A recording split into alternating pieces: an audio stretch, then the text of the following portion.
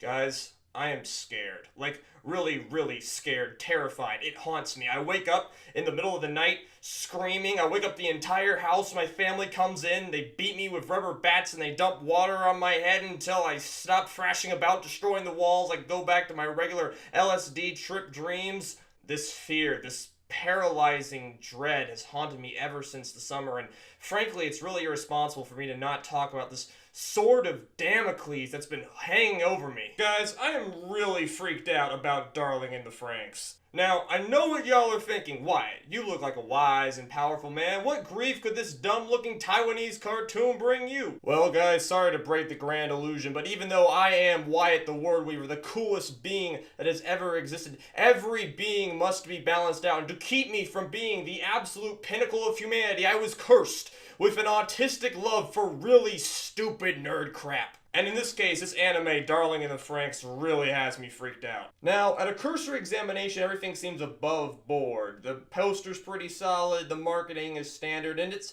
seems to be about kids and mechs in a weird fortress city and magic that'll probably never be explained. Typical anime stuff. But we are not cretins over here at the channel of Wyatt the Word Weaver, and we know that there is nothing less important to the quality of an anime than its premise or genre. So us being the right-minded anime patricians that we are, we head over and we look at who's making these shows and who's making Darling in the Franxx. Oh, two studios. That's a little bit odd. Who are they? Oh gosh. A1 Pictures and Trigger.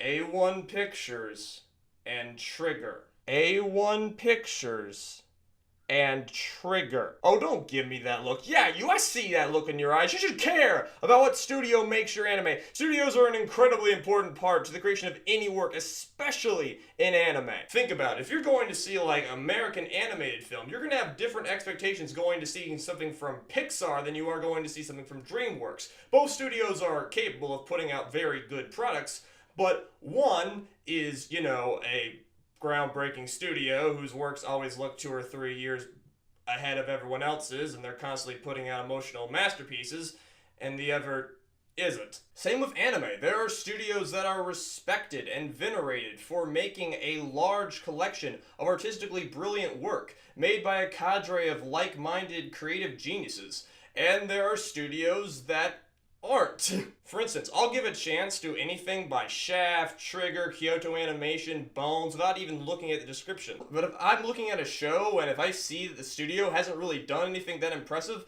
I'm gonna go in with much lower expectations. So that brings us back to A1 and Trigger. A1 and Trigger. They're teaming up, and this is crazy. Let me just see if I can communicate to you normal people just how weird this is. Trigger and A1 Pictures teaming up is like an alliance between Jesus and the devil.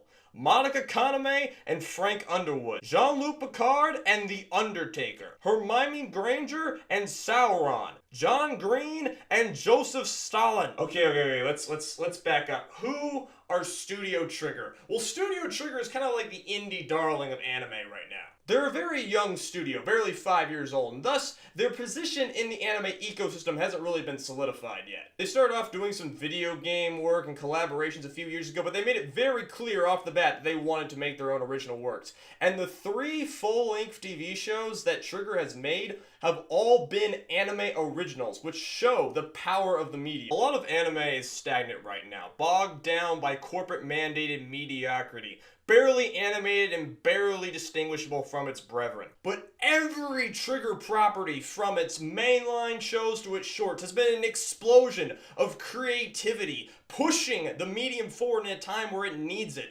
really bad. Trigger shows move. They flow brilliantly with heavily detailed character and effects animation. Whether you're looking at one of the most painstakingly animated things you've ever seen or like rotating clip art, every shot in a Trigger show is visually interesting. And their shows don't really look like anything else on the market. That's what I mean when I say they're pushing anime forward. They're trying new things. They're branching out. Their voice is so coherent and powerful because Trigger is made up of a core team of brilliant staff who have worked together for decades and are interested in training up a new generation of filmmakers. This is why so many people love this studio. We love the faces behind it. And if I can get a little nerdy for a second, those faces are heirs to an animation tradition stretching back to the early 80s. and that tradition has never stopped making brilliant works of literature. And again, I have to stress that all of Trigger's shows have been great, with the obvious crown jewel being Kill La Kill, which is, for my money, the best anime to come out in the last 5 years, and yes, I am willing to debate people on that. So that's Trigger, beloved makers of art and awesome shows. So what's A1 Pictures like?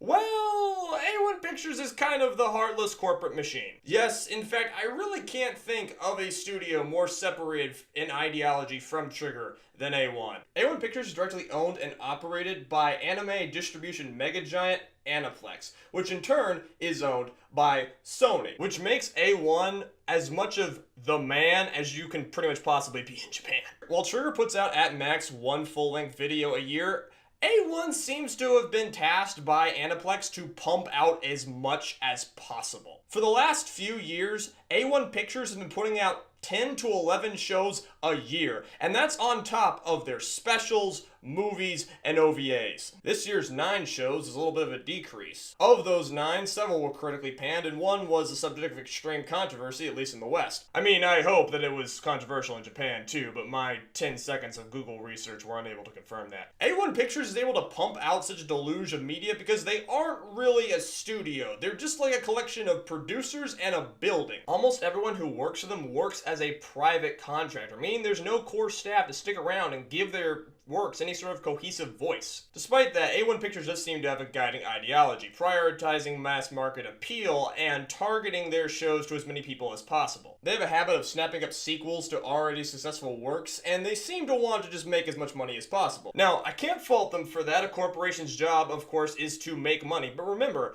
A1 Pictures is owned by Sony. So logically, they should have the capital to pump a level of quality into their works that makes them better than pretty much anything else on the market. But no, animation quality at A1 shows vary considerably, with some of them looking pretty good and others having the animation of a 6th grade PowerPoint. And many of their products tend to rely on exploiting a young fetishistic audience to make back their budget. And I'm not saying that A1 Pictures isn't capable of making good anime. In their early years, they pumped out quite a few critical hits. My point is that they have zero artistic integrity. There's many reports of their treating their employees terribly, and they are not pushing the medium forward. Also, they profit off of portraying imaginary children in sexual situations, but frankly, if I got into the amount of anime that did that, we'd be here all day. Can you see why I'm torn? Can you see why I don't know how to feel about this show? Because I want this show to be great. I want people to love it, because I love Trigger. But I trust A1 Pictures to make a good product pretty much just as much as I trust my sister not to eat all of the cookie dough ice cream for like the 7th time before I get to it and get started on it. Now the immediate question is, why is this happening? Well, it's not as weird as you'd think. This is probably a lot less weird to Japanese anime fans as it is to us in the West.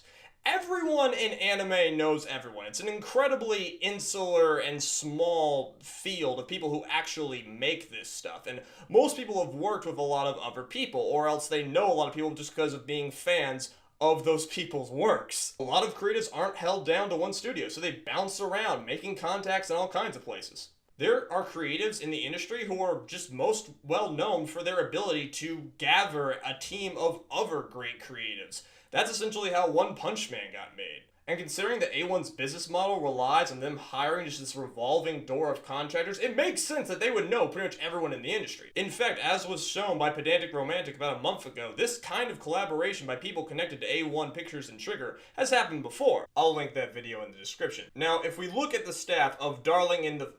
Why in the sweet name of Buddha did they have to give it 2 X's? If we look into the staff of this show, we can clearly see a blend of Trigger and A1, with the perfect example of that being its director, Natsushi Nishigori, who we can see worked his way up in Gainax. By the way, Gainax is like the studio that Studio Trigger split off from, and Trigger is by most fans considered to be like the heirs to Gainax. You can kind of see them as the same studio, and they are kind of in the same narrative of creation. So Nishigori worked his way up in Gainax, doing animation work for FLCL, Makaro-matic, Ava 1.0, and then he started episode directing under Trigger big boss Hiroyuki Imaishi, working on Gurren Lagann and panning and stocking with garter belt. But he did not follow Imaishi when they made the jump from Gainax to Trigger back in 2012. And he seems to have been directing Idolmaster shows for A1 Pictures ever since. Now, I'm not going to pretend to know anything about Idolmaster. It's my personal rule to stay as far away from idol shows as I personally can.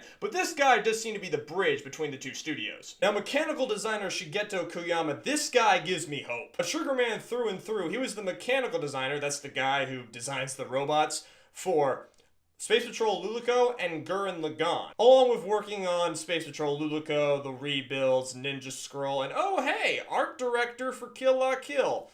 This is good. This man is talented, and if you look at the designs for this show, you can totally see how they connect with Gurren Lagann, especially in the giant wrists and shoulders of the robots. Sorry, mechs. They're mechs. Please do not come after me for that. On the other side, assistant director Toshifumi Akai, please let that be how you pronounce it, has worked on some of the best A1 Picture shows for the last few years, with him doing assistant work under Nishigori for a lot of those Idolmaster shows. He's probably best known for directing Shelter, you know, that big giant music video that everyone just lost their minds over last year. It was pretty good. Everyone else on the staff seems to just be creatives that A1 Pictures just hired, or they have some sort of connection to these others that I'm just not good enough researcher to see.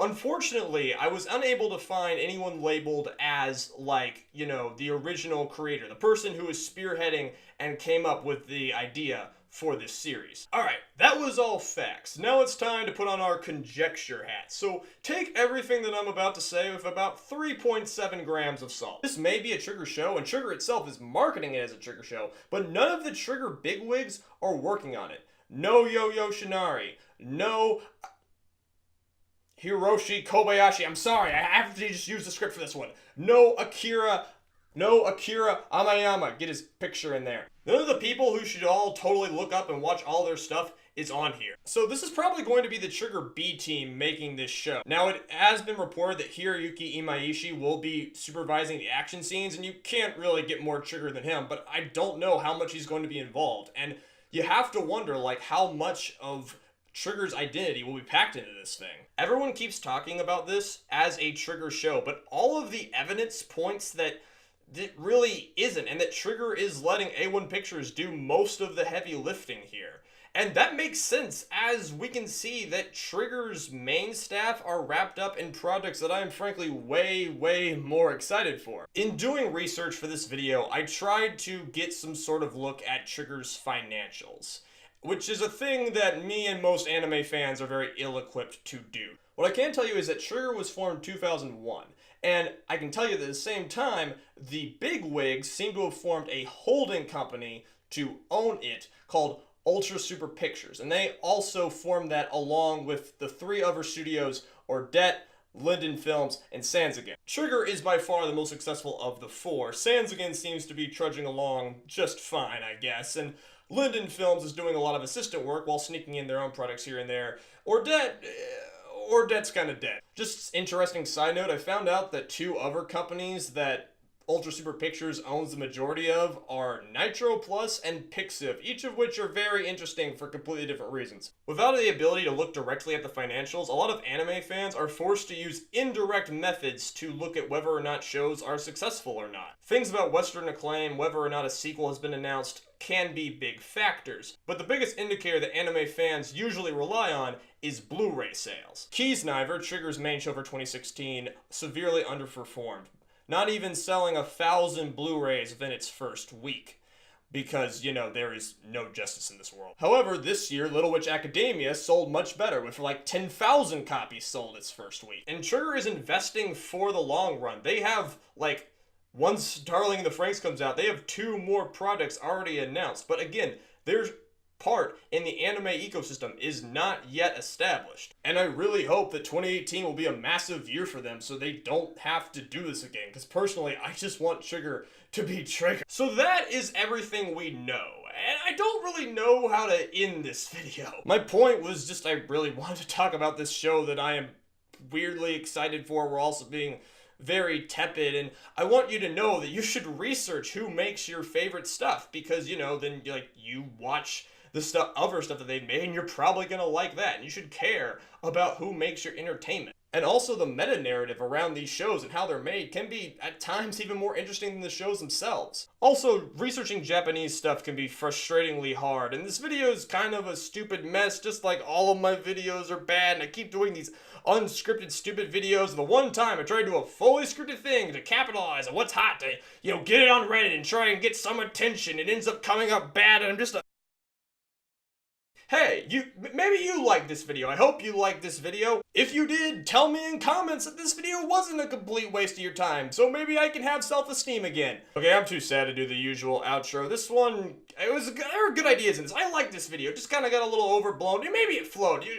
Who even knows? I'm conflicted at this point, and I'm recording this like 2 weeks after I wrote the script, and it looks a little bit better now than when I initially wrote it. And 2018 is going to be awesome. We got tons of videos slated up. I'm going to go make them. They're going to be way better. Everything's going to be better. This channel is going and I love it. And yes, we're back again! See you next time.